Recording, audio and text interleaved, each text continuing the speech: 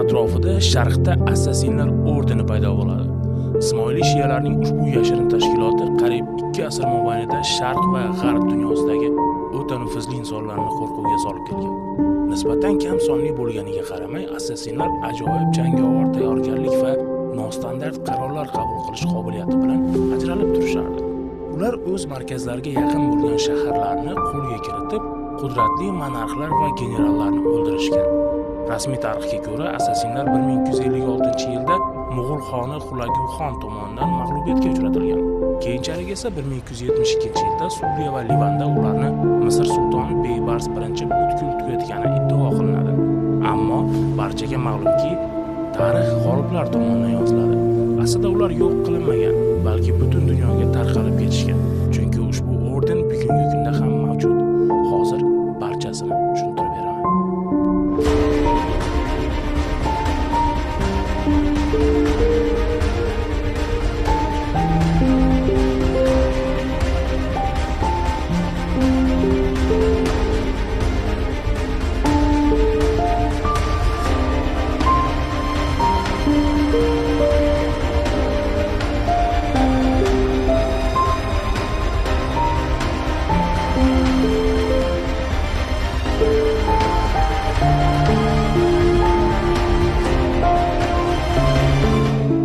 Assassinlar harakatining vujudga kelishi Shia musulmonlarining Ismoiliy ta'limoti shakllanishi bilan uzviy bog'liqdir.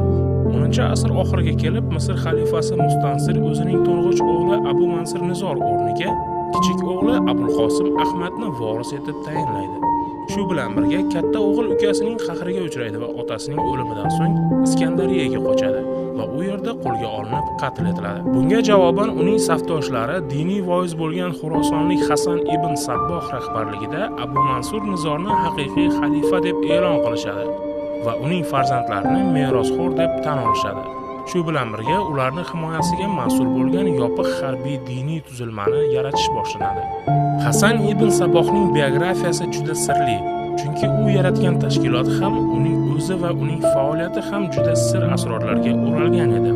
Masalan, Umar Hayyon va Saljuqiy sultonlarining mashhur vaziri Nizomul Mulklar uning bolalik va yoshlikdagi do'stlari bo'lishgan deb ishoniladi. Ularning uchalasi ham Saljuqiylar imperiyasi uchun bilimli elitani tarbiyalagan Nishopur madrasasida birga o'qib, yuksak zakovati bilan ajralib turganlar. Ammo taqdir har uchalovi uchun turli yo'llar tanlab qo'ygan edi. Hasan ibn Sabboh uzoqni ko'zlagan rahbar bo'lib, xalqni hamdardligini va qo'llab-quvvatlashi yangi davlat yaratish uchun yetarli bo'lmasligini tushunardi.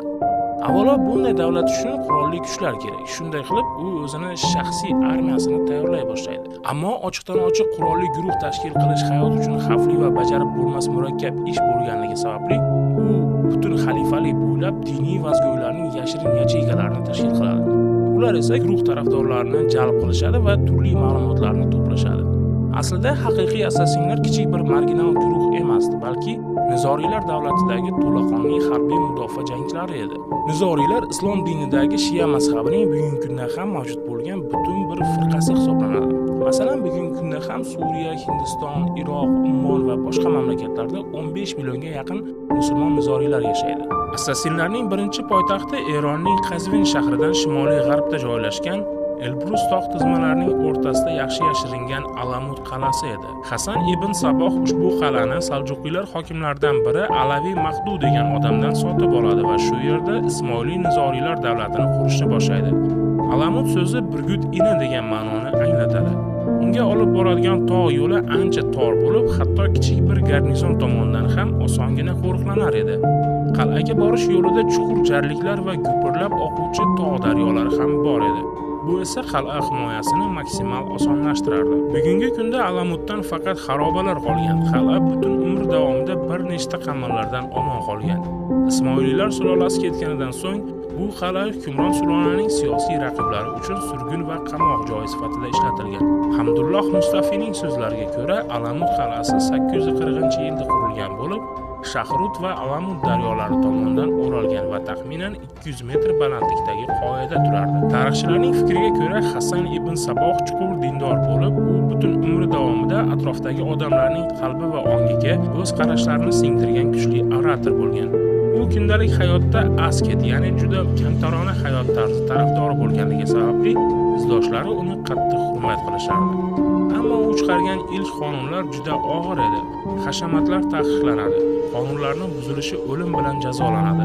Bundan tashqari ziyofatlar, o'yin-kulgi, ov, uyning ichki bezaklari, qimmatbaho liboslar taqiqlangan.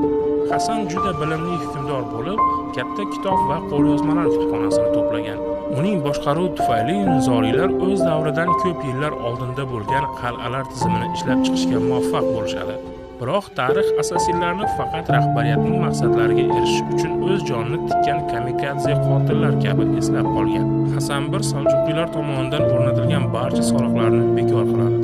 Endi yuqori sinfdan bo'lgan boylarning turli hashamatlar bilan o'zini ko'rsatishi yo'qoladi va bu esa byudjetni foydali ehtiyojlar uchun ozod qiladi. Soliqlar o'rniga odamlar kanallar qazish, yo'llar va qal'alar qurilishiga jalb qilinadi.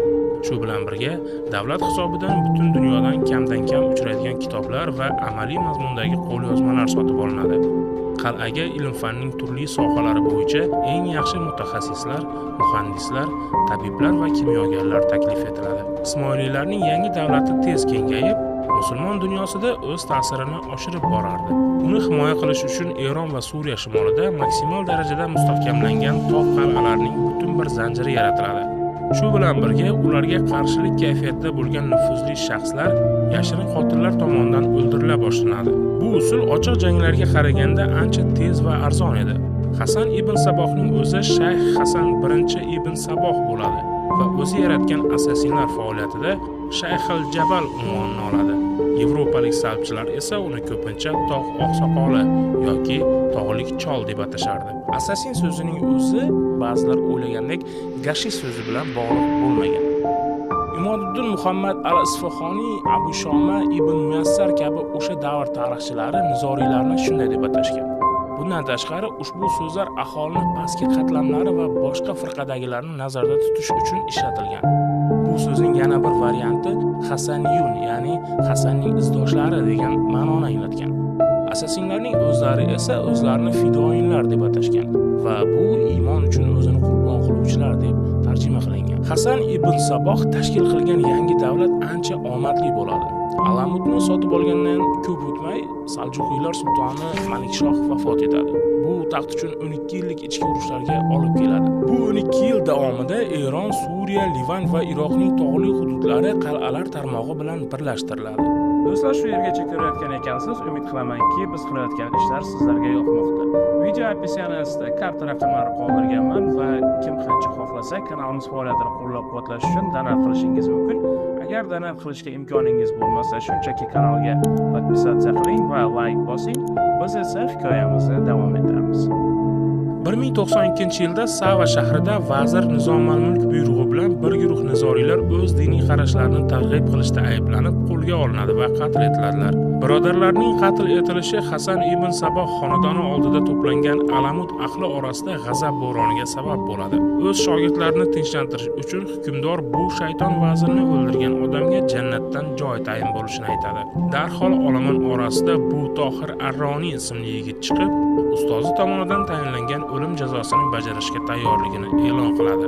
Ertasi kuni yigit safarga yo'l oladi. Tunda u yaxshi qo'riqlanadigan saroyga yetib kelib, saroy bog'ida yashirinishga muvaffaq bo'ladi. Oradan yana bir kun o'tgach, tush payti saroy bog'ida bashang kiyingan qullar va bir nechta soqchilar hamrohligida aylanib yurgan odam paydo bo'ladi.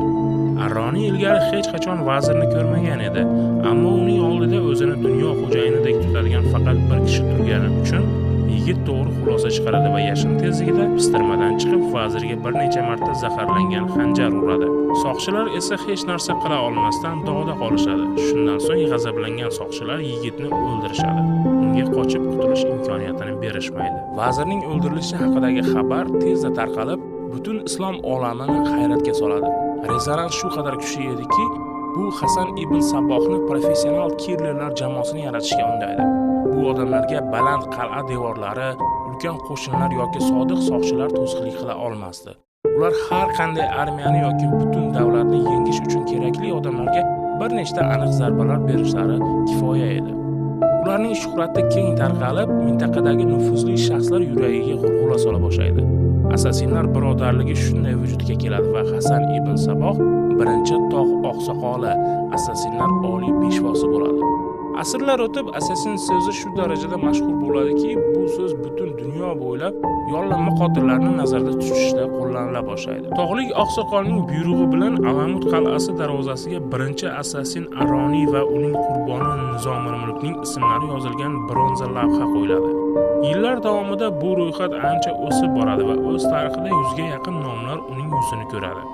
Nizoriylarning o'zlariga ko'ra, ushbu davlat mavjud bo'lgan 183 yil davomida assassinlar 93 kishini yo'q qilgan. Shu bilan birga ular 118 nafar assassinni yo'qotadi. Qayd etishlaricha, ko'plab assassinlar qotillikni sodir etganidan keyin yashirinishga ham urinmagan, balki ma'naviy rahbaridan keltirgan xabarni baqira boshlagan. Ushbu nuqta ularni professional qotillardan ajratib turadi va zamonaviy terrorchi fanatiklarga yaqinlashtiradi. Assassinlar qotillik vaqtida ko'pincha mahalliy hukmdorlardan sadaqa so'rayotgan tilanchi yoki oddiy shahar aholisi sifatida maskirovkalardan foydalanishgan. Buyuk vazir Nizomul Mulkning o'ldirilishi kuchli rezonansga ega bo'lib, Hasan Ining davlatni ancha arzon ammo juda samarali himoya doktrinasi g'oyasiga olib keladi. Katta jangovar qo'shinlar saqlash o'rniga assassinlar orden yaratiladi. Bundan tashqari, orden nafaqat o'z joniga qasd qilgan xudkushlardan, balki josuslik hunarini mukammal egallagan odamlardan ham iborat edi. Hasan Ining o'zi deyarli hech qachon qal'ani tark etmagan, ammo atrofdagi mintaqalardagi hayotning barcha tafsilotlarini bilardi. Assassinlar o'rtasidagi iyerarxiya, ya'ni mansab darajalari ham juda puxta shakllangan edi. Masalan, ordenning eng quyi a'zolari bevosita o'lim jazosini ijrochilari bo'lgan. Ular fidoilar edi. Odatda ular keraksiz savollar bermasdan ko'r-ko'rona itoatkorlik bilan ish tutishardi. Agar fidoin muvaffaqiyatli missiyalarni bajarib omon qolsa, ular rafiq darajasiga ko'tarilishlari mumkin edi. Ularning tepasida esa doilar bor edi. Ular odatda tog' oqsoqoli irodasini fidoin va rafiqlarga yetkazishgan. Ordenning imtiyozli a'zolari doi al-kirballar bo'lgan. Ular tog' oqsoqoli kabi barcha reja va sirlardan xabardor bo'lgan elita vakillari edilar. Avvaliga Hasan ibn Saboh o'zining biror vazifasini bajarishga ketayotgan assassinlarga jannat va'da qilish bilan cheklanadi. Ammo keyinchalik buni haqiqatda ko'rsata boshlaydi. Gap shundaki, ushbu tashkilot safiga 12-20 yosh oralig'idagi kambag'al oilalardan bo'lgan yigitlar jalb qilinadi. Ularga darhol tanlanganlik hissiyotlari singdiriladi. Masalan, mashhur sayyoh Marko Polo o'zining dunyoning xilma-xilligi to'g'risidagi kitobida tog' oqsoqoli o'z shogirdlaridagi qat'iyatni qanday rivojlantirgani haqida so'zlab beradi. Unga ko'ra, yigitlar hushini yo'qotguncha aroq yoki nasha bilan mehmon qilinadi. Behush holatga kelib qolgan yosh yigitni barcha musulmon odatlariga muvofiq tartibga solingan chiroyli bog'ga olib chiqishadi. Mo'jizaviy bog'da bolakay ilgari hech qachon tatib ko'rmagan ajoyib lazzatli taomlar va shirinliklar bilan to'ydiriladi. Go'zal qizlar esa o'zlarini samoviy bokira hurlar sifatida ko'rsatib, bo'lajak assassinga u o'z vazifasini bajarib, kofirlar bilan jangda o'lganidan keyingina uni yoniga qaytishga va'da berishadi. Bunday tekin tomosha yaxshi eslab qolinishi uchun bir necha kun davom etadi. Keyin bolani yana uxlatib, qal'aga qaytarib olib ketishadi. Uyg'ongandan so'ng oqsoqol unga Qur'onda ta'riflangan haqiqiy jannatga safari haqida ajoyib ma'lumotlar beradi. Shu tarzda ular hali pishib yetilmagan yosh miyalarga ta'sir ko'rsatishadi va o'zlariga hech qanday shubhasiz itoatkorlik qiladigan biorobotlarni yetishtirishadi. Shia falsafasi esa assassinlarning nostandart hiyla-nayranglarga yo'l qo'yishiga imkon berardi. Masalan, ularga cho'qinib xristian monastirlari tinglovchisiga aylanish man etilmagan. Bu ularga ko'p yillar davomida o'zlarini namunaviy xristianlar sifatida ko'rsatish imkoniyatini berardi. Aslida esa ular shunchaki o'z rahnamosiga kerak vaqtda qilich yalang'ochlashga shay bo'lgan uyqudagi agentlar edi. Hasan ibn Saboh inson psixologiyasini mukammal o'rganishga muvaffaq bo'lgan holda aqlli kitoblarni bekorga o'qimagan. U o'z shogirdlarini sehrli kuchlarga bo'lgan ishonchini mustahkamlash maqsadida faol ravishda turli soxtalashtirishlardan foydalangan. Jannat tasviri shunday soxtakorliklardan biri bo'lsa, yana boshqasida birorta xoinning uzilgan boshi qayta tiriltirilib, narigi dunyo haqida so'roq qilingan. Aslida xonaning poli tagida bir odam sig'adigan bo'shliq bo'lgan. Unga gilam solinib, o'rtasi teshik bo'lgan laganga maxsus odam boshini tiqib turgan va yanada ishonarli chiqishi uchun tirik odamning boshidan qon qo'yilgan. Tashqaridan qaragan odam uchun bu dahshatli manzarada kesilgan bosh gapirayotgandek tuyular edi. Ushbu bosh narigi dunyo haqida aytib bergan qo'rqinchli voqealar esa yoshlarni kelajakda o'z hojasiga xiyonat qilmaslikka va absolyut sodiqlikka olib kelardi. Ayrim manbalarga ko'ra, soxta xoinning keyinchalik rostdan ham boshi kesilib, ommaviy joylarga osib qo'yilgan. Mintaqada turli shunday afsonalar kezib yurishi va assassinlar o'zlarining ashaddiy dushmanlarini jismonan yo'q qilishlari oqibatida ko'plab Yevropa monarxlari ular bilan janjallashishni istamay, ularga hatto o'lpon to'lay boshlaydilar. Orden yopiq tashkilot edi. Shuning uchun Yevropa hukmdorlari har doim ham hozirgi paytda kim tog' oqsoqoli ekanligini bilmas edilar. Ushbu ro'yxatda assassinlarning eng yuqori martabali qurbonlari ro'yxatini ko'rib turibsiz. Bu yerdagi ismlar oddiy no-name odamlar emas albatta. Ular o'z davri va mintaqasining eng qudratli va nufuzli insonlari edi. 11-asr oxirida bo'lib o'tgan salib yurishlari ishtirokchilari orasida birdamlik yo'q edi. Chunki ba'zilari xristian dini uchun urushga borgan bo'lsa, boshqalari boy o'ljalar uchun kelishgandi. Bu esa Hasan Iga bo'lib tashlab va hukmronlik qil taktikasidan foydalanish imkoniyatini berardi. Shunday qilib, assassinlarning xizmatlaridan sharqqa talonchilik maqsadida kelgan yevropalik baronlar ham foydalanganlar. Ular o'zaro vaqtinchalik ittifoq va koalitsiyalar tuzishardi. Ammo birinchi fursat kelishi bilan o'z ittifoqchisini yanada foydalisiga almashtirishga yoki uning ham o'ljalarini qo'lga kiritib, o'zini o'ldirishga tayyor edilar. Ushbu ichki muammolar ko'pincha assassinlar yordamida ham hal qilinardi. 1171-yilda Misrni zabt etgan sulton Salohiddin Ayyubiy salbchilarga qarshi kurashish uchun mintaqadagi kuchlarni birlashtirishga qaror qiladi. Ular Misrda Ismoiliylarni mag'lub etib, e'tiborni salbchilarga qaratadi. Quddus saltanati Salohiddinning ko'plab hujumlarini qaytarganidan so'ng assassinlar bilan ittifoq tuzishga majbur bo'ladi. Assassinlarga esa kim bilan jang qilishning farqi yo'q edi, chunki ular mojaroning har ikki tomonini o'ziga dushman deb hisoblashgan. Biri xristianlar bo'lsa, ikkinchisi sunniy mazhabidagi musulmonlar edi. Hatto Salohiddinning o'zi ham mo'jizaviy tarzda 8 marta assassinlar suiqasdidan omon qoladi. Ammo salbchilar va assassinlar o'rtasidagi ittifoq uzoq davom etmaydi. Quddus qiroli manfaatli Konrad Ismoiliy savdogarlarini talon-taroj qilib, o'zini o'limi to'g'risidagi farmonga imzo chekib qo'yadi. Assassinlar ochko'z qirolni yo'qotib, o'ziga dushman bo'lgan har ikki lagerdan mashhur shaxslarni o'ldira boshlaydilar. Masalan, 6 vazir, 3 xalifa, bir necha o'nlab shahar hukmdorlari va turli ruhoniylar ularning qo'lidan o'lim topishadi. Yevropa hukmdorlari ham assassinlardan aziyat chekadilar.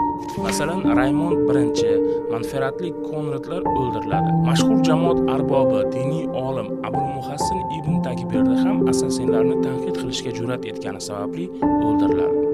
Assassinlarning tajribalari tarix zarvaraqlarida bekorga yo'qolib ketmaydi. Ular dunyoning turli burchaklaridagi ko'plab maxfiy xizmatlar tomonidan qabul qilinadi. Qat'iy intizom, mansab tizimi, belgi va ramzlar shular jumlasidandir. Assassinlarning gullab yashagan davri 30 yildan ortiq hukmronlik qilgan va 1124-yilda vafot etgan Hasan I davriga to'g'ri keladi. Uning vorislari muvaffaqiyatlarni davom ettirishga harakat qilishadi, ammo Hasan erishgan natijalardan oshira olmaydilar. 1161-yilda Hasan ibn Sabohning nabirasi Hasan II o'zini imom deb e'lon qiladi va qiyomat kunining yangi ma'naviy davrini e'lon qilib, tog' oqsoqoli bo'ladi. Shuningdek, u shariatning barcha qonun-qoidalarini majburiy emas deb e'lon qiladi. Biroq uning nabirasi Hasan III Abbosiylar xalifasining ma'naviy rahbarligini tan olib, bekor qilingan shariat qonunlarini o'z joyiga qaytaradi. Suriyada esa Rashididdin al-Sinon assassinlar ordenining boshlig'i bo'ladi. Shuningdek, u ham tog' oqsoqoli laqabini meros qilib olib, mahalliy hukmdorlarni ham, kelgindi salbchilarni ham qo'rquvga soladi. Assassinlar ordenining pasayishi 1256-yilda Chingizxonning nabirasi Xulaguxon tomonidan Alamut qalasining egallanishi va vayron qilinishidan so'ng boshlanadi.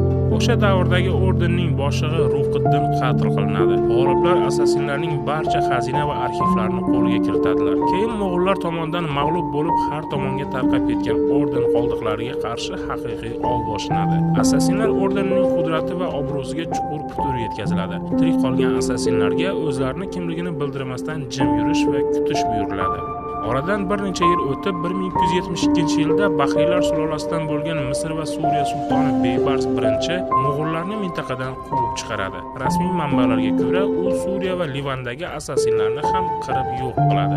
Rasmiy tarixga ko'ra, 1272-yil assassinlar ordenining to'liq yo'q qilingan sanasi hisoblanadi. Assassinlarning qoldiqlari tog'larda o'rnashib, ko'p yillar davomida yashirinib yashashadi. Assassin ordenining mag'lubiyatga uchraganiga qaramay, Ismoiliylar harakati o'sishda davom etadi. Shunday qilib 18-asrda Eron shohi Ismoiliylar oqimini rasman shiyalikning firqasi deb tan oladi. Shundan so'ng oxirgi tog' oqsoqolning avlodlari bo'lgan Nizoriylar endi yashirinib yashamasalar ham bo'lar edi. 1841-yilda Ismoiliylar imomi Hasan Alishoh o'ziga Og'axon unvonini oladi va Eron rahbariyati bilan ziddiyatlarga kirishadi. Shundan so'ng u Hindistonga qochib, Bombeyda mahalliy Ismoiliy jamoasi boshlig'i bo'ladi. Keyinchalik uning ortidan Hindistonga Ismoiliylarning aksariyati ergashib kelishadi. O'shanda Hindiston Britaniyaning mustamlakasi bo'lgan va Britaniyaliklar Ismoiliylarni faol qo'llab-quvvatlagan. Hattoki ular orasida butun boshli Britan harbiy sulolalari yetishib chiqadi.